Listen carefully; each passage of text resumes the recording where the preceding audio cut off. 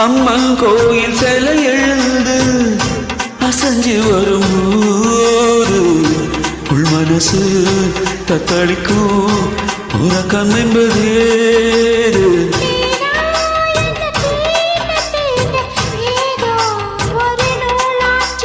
நான் தான் உன்னை சீண்டி சீண்டி பார்த்து ரொம்ப நாளாச்சு